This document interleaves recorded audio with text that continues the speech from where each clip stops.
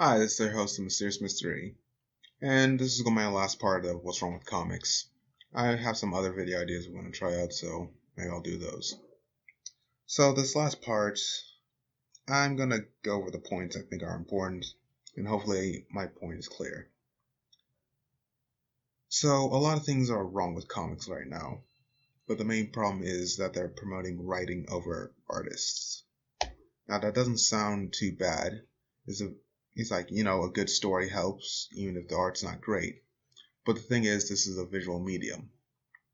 And there's been a lot of what's called, not a lot of controversy because not that many people actually care about comics. It's the people in comics and the people outside of comics who pretend to be into comics who are causing the controversy. The people in comics are like, it's fine. The people outside of comics are like, it's not, and, are throwing a fit.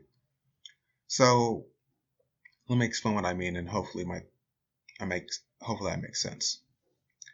So the reason comics people have controversy is because women had big boobs, perfect bodies, and men were all muscular and all that. And people nowadays are saying those are unrealistic body types. And to those people, I say travel more. I've met people like that just working in a store. Never mind. But yeah, I'm pretty much saying that no one looks like that is kind of, lazy. Is enabling their laziness, really. Because the artists, as of recently, the art looks atrocious. Not atrocious. It was like something a first-year college student / a high schooler would make, not a professional comic artist who does this for a living.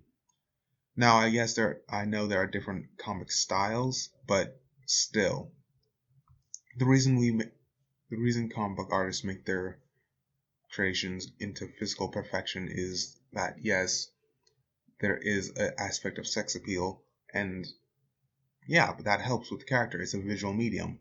People like seeing physically attractive people. That's why, let's face it, the most popular actors are all hot or attractive people. It's because we like seeing attractive people doing cool things.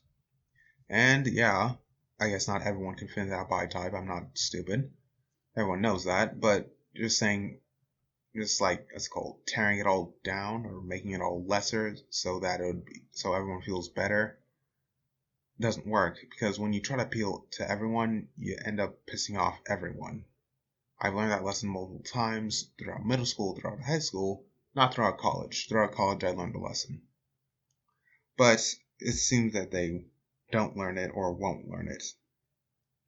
And there are a lot of problems within the companies themselves. Marvel and DC, the big two companies, let's face it, those are the comic book companies that get people to go to the store. They'll go to stores and they see the indie companies and their stuff. They're like, oh, this has a cool cover, or ooh, that girl's hot, or hey, that guy looks awesome. Guy, I don't know, with an awesome machine gun and him under fire or something like that. Like, let's say you go to the comic store, you buy a Punisher issue, and then you see some indie thing. You're like, oh, cool, I'll get this too while I'm here. And you read it, you like it, you're like, oh, I wonder if there's anything more about this guy. I really like his style, or I really like his writing. Yeah, so that's how it usually goes sometimes, and then maybe introduce someone. But the thing about comic book people is that they're kind of shy nerds, or yeah, that's the perfect way of describing it. And yeah, so I don't know why there's such a need to promote an agenda over good writing. Now, no, sorry, an agenda over good art. Now, I'm not saying that good writing can't fix a story. Now, there can be a beautifully drawn story, and if it's just all gibberish, that's, no good either. But I'm not saying writing and drawing come hand in hand. The importance must be put on equal levels. Now, if there's both step down, like bad, this is stupidly written, like there's a ton of exposition, leaves nothing up for the reader to figure out, and the characters are all shallow or bland, or just shallow bland with no real personality, that's boring. And the art's not good either. Everyone will just read this for a bit, then they'll stop, put it down, and just read it less and less. And then eventually stop buying it, and then it just becomes kind of a burden on the comic book store. And that's kind of what I want to say. Like, the comic book stores, they are forced to buy, not forced, but, They order a certain amount that they think people are going to buy, and the companies overship them, and so it's kind of, you have this stack of unsellable books with terrible art and terrible writing. The solution isn't too hard, but people, for some reason, the companies aren't doing that for some reason. Now, I keep saying the solution isn't too hard to figure out, but I'm not saying the solution. It's so simple. Like, the problem is they're hiring YA authors, that's young adult novel writers, and then they're just giving them comic books. Now, these people would have little interest in comic books and probably know less about comic books. So they're just kind of doing whatever the hell they want. And when you do that, you just get kind of a crap product.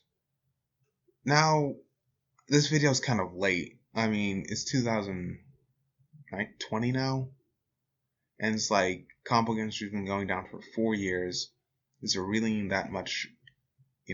There's not too much more money to be made there. There is money to be made there if you do it right, but I think they've burned a good chunk of their goodwill away. I think it can still be saved, but it's gonna have to change radically, like direct marketing and I don't know, different forms of distribution. With the whole comic book store, I'm not sure how that's gonna work anymore. I hope it does. I actually really do enjoy going to a comic book store. I don't go to as much as I'd like, but yeah, I do enjoy going there. Anyway, so what I want to say is I want to present not only the problems but the solutions to them. So I said why authors are being hired. How do you fix that? You'd find people who are interested in comic books, like comic book writers or people who are interested in comic books, and you do it the old-fashioned way. You give them a test script, you give it to an editor who will actually, edit, say, oh, you made a mistake here, or you need to cut the dialogue, or this needs some work, maybe you can reword it, and that would help a great deal. And then they need to promote these books because they just find these people, they have a small following, and they think, oh, these people are going to buy their work. And I was like, that's not how it works. I don't know.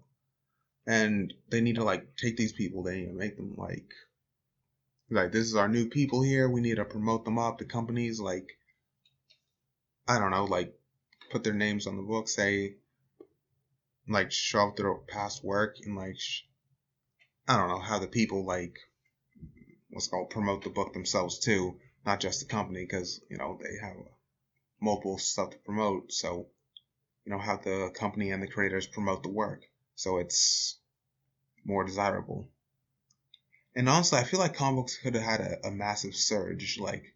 Let's face it, Marvel movies, they made comic books cool again. They made comic books cool. Yeah, and now what? Their comic books are just this lame thing now again. They missed their window. For 10 years, comic books were hot. Everyone was going to the theaters. People were going to the stores, but then, they just decided to be stupid about it and just promote their, I don't know, their mess. I'm not even going to call it a story on ideology. It's just poor writing, poor drawing. The ones with good drawings had poor writing, and the ones with, good writing had poor drawing. And it's just and the people who had, yes, good writing and good drawing weren't promoted enough and kind of fell to the wayside. I don't know why I don't know. I'm not in charge of marketing over there, but whoever was in charge of marketing for that really dropped the ball. And it did absolutely amaze me if they still had a job. Anyway, another thing is for a solution, I'd make it the creators stop insulting the fans. I don't care if they insulted them. I don't care if you feel offended. Don't call them a bunch of buzzwords to your core audience. Get them off Twitter. Don't make them respond. Twitter is poison. Jeez, everyone who I've ever met who's been on Twitter and then left Twitter after the first 2 weeks, after the first week, they're they don't kind of want to get back on, but after that, going forward, like they're just good, you know? They're like actually a little, they're happier because Twitter is just drama nonsense. It's like it has to be short little blips and like you can't have any intelligent dialogue on such a platform. I mean, it was cool at first when it first started in like 2014 or 2012 or whatever, but like when it got all political, it just became no fun for anyone. Like I think the people who use it all day, and I do mean literally all day because you can like check the timeline between like every half an hour. I don't even think they were happy because they're just like looking for. It's like when I used to live in the hood, so it's like walking around looking for a fight. Like yeah, you'll find it eventually, and you sooner or later you're gonna lose, even if you have a group on your side. And and the thing about the groups is like they can turn on you at the drop of a hat. So yeah, I don't even know how that would. Yeah, I don't even understand the whole Twitter gang things, like Twitter mob things. This just like seems like nonsense to me. Well, it's because I've just never really been into Twitter. Thank God for that. But yeah, the next thing I do is if you're gonna pander to the people who buy your comic books. When, like I said, when they went through all these changes and such, what they try to do is like appeal to a different audience. They wanted a different audience. I was like, okay, you're trying to expand.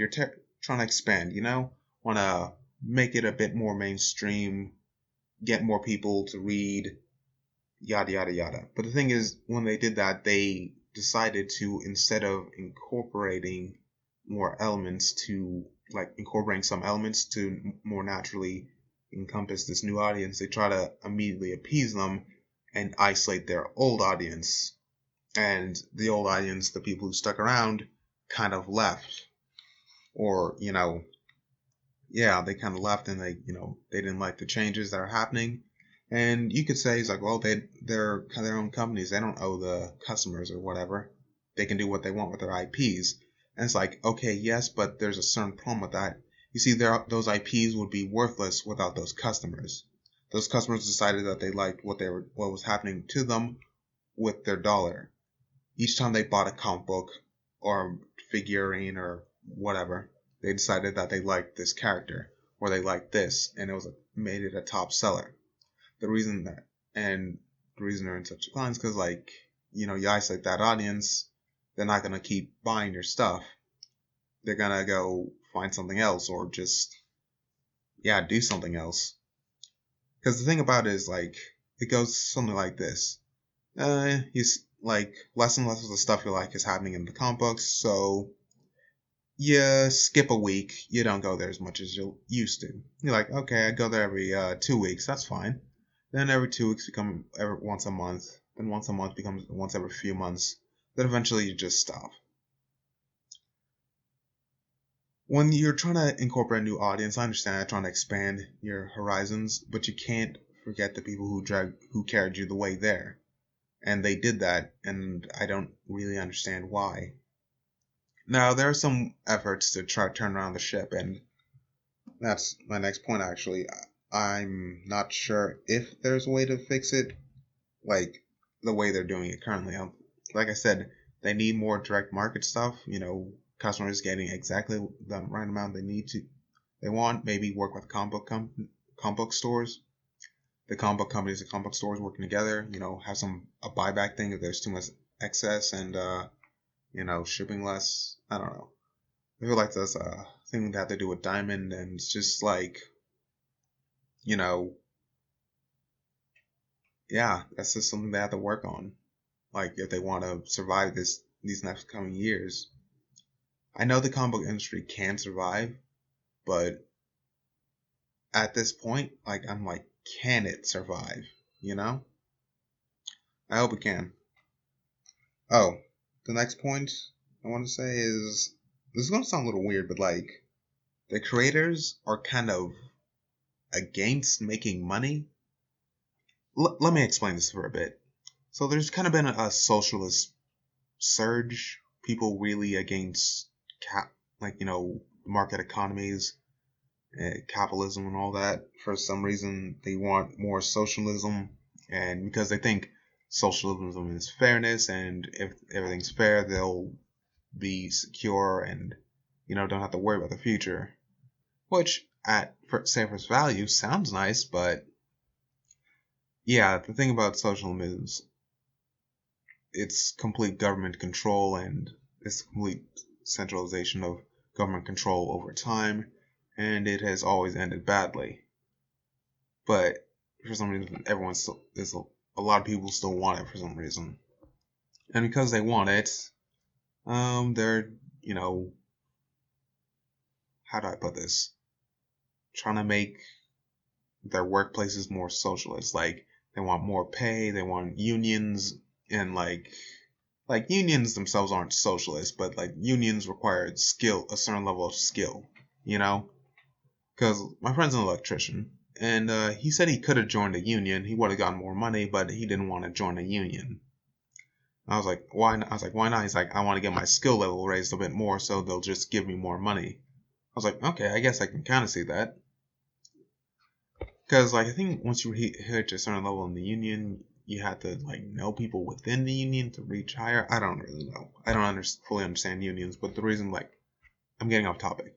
They want to unionize comics, but the thing is, these people don't have the talent to be really unionized. They're not irreplaceable talents. They're easily replaceable talents, and, like, they're not getting paid that much, so they're living, like, they're, like, what, in their 30s, living with 2 other roommates, trying to make do on something they're not interested in making in an industry that's barely paying them, and they're very bitter about it, and so they want to unionize so their job security is guaranteed. And yeah, it's like, okay, when you say it like that, it's like why they want more money and want to unionize is a lot clearer. But what doesn't become clear is why they attack the fans and why they're kind of against making money. I don't really understand the correlation there. It's like you want to make more money, so you insult the people you want to make more money from, and you don't try on the thing you need to make money from, but you're not going to get fired because the people, I guess that's the point. If you're not going to get fired, you're not going to try hard. Because they do hire these writers based on their most surface value qualities, and that is sad, but I guess that's the way the wind's been blowing for a bit. I feel like it's gonna blow the other way, but hopefully not too hard. I guess, how do I put that? Like, I hope they still hire like minority and other writers, but I hope they only hired skilled minority writers and ones with interests and all that. At least that's my hope. Anyway, my last point is with all the stuff I've listed out, and like, yeah, hopefully those are some solutions that would help, because I do believe that if the comic book companies and the comic book stores start working directly with each other, and maybe they start selling them in like regular stores again, maybe that would help too. That would help a great deal. Let's face it, kids nowadays, they don't have any access to comic books. It's like comic book stores are kind of like specialty stores when you think about it. And they also need to lower the price. It's like, what, $4.99 a book now? Like $3.99 a book. A few years ago, it was just like $2.99. I was like, okay, that's reasonable. Or $1.99. Like, it should be like $2.17 with like inflation and all that. Like, okay, I'll accept $2.99, but like, they need to decrease the price of books, because like, the fact that they keep increasing the prices, they're trying to make short-term money instead of long-term money.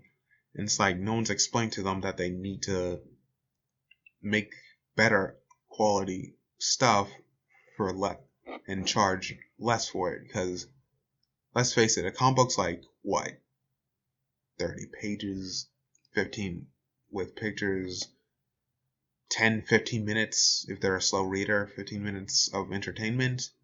I guess 10 minutes if they're like, really looking at the art and such.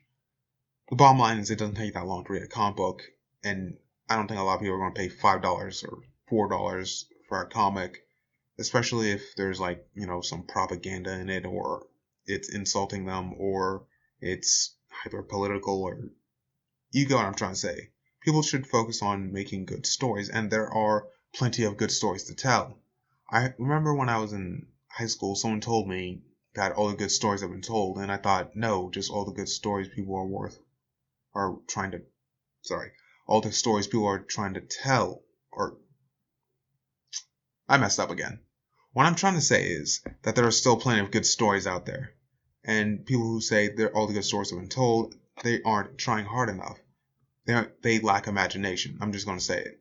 Like, there are plenty of good stories out there. There are still people who with amazing ideas out there who, what's like pen to paper, they could turn a simple idea into an arc. Like what we're missing today is a modern day classic. We don't have like anything like the first Crisis let's call it an Infinite Crisis, or like this Phoenix Saga. Though the movies keep butchering it. Oh my god, the movies butchered that. Like, we don't have any modern classics, and we have event after event, especially Marvel. DC is better in this category. I will say this: they have more solid writing, I guess, because they have more solid characters, and less events and all that. But they're not immune to this. It's like Marvel. I can remember when they had like seriously like an arc, like a event after an event after an event, like literally every 2 months there was another event, and it included every single comic book. And if you wanted to get the full story, you would have to spend like $300. You're like, not $300, but actually, yeah, close to $100 on all the tie-ins and side issues and stuff. I'm like, no one's gonna buy this, okay? And I honestly think even the most invested comic book fan maybe would spend $35 on trying to get all the tie-ins and stuff. They don't need to connect literally every single character, introduce like 5 new ones, and then do it again for the next event. Yeah. But yeah, the comic books industry has been declined for 4 years. The people they keep hiring to write the books have little interest in the books. There are ways of saving the comic book industry, but I don't know. I guess some people have to learn the stove is hot by touching it. So if they're gonna have to do this, they're gonna destroy a bit more of the comic book company industry to figure out how to sell comics again. Sorry, I said that weird. If they're gonna have to destroy a bit more of the comic book industry to learn how to sell comics again, I guess that's what they have to do. There are already alternatives like Comicsgate, Indiegogos, and even some writers who aren't in Comicsgate are starting their own campaigns, writing old books, or writing new books and just selling it directly to the customers. Like, I think this year, like 3% of the comic book sales or something like that. Not a huge percentage, but where it's just crowdfunding books. There's still an audience out there for comic books, and they want to spend money on it. It's like one of their favorite things to do. They enjoy the comic book stories and all that, but if people are just gonna, write propaganda and just insult them through the books and through Twitter and other social medias and just give them a blanket statement, they're not gonna spend that money. It can be saved, but it's gonna take some work. I said it in previous issues, like in previous videos, that SJWs have really infiltrated this and kind of broken its legs. And the reason they've done that is because, let's face it, comic book nerds, they're kind of pushovers. Let's face it, they don't really have that much fight in them. So whereas that's where like the main problem is, like they just kind of got pushed aside in their own industry. And if they want to win, they're gonna have to push back. I know it will happen, but it's gonna be a minute. Yeah, that's all I got for this one. For all those who are watching, like, share, and subscribe, and I'll see you in the next one. Bye.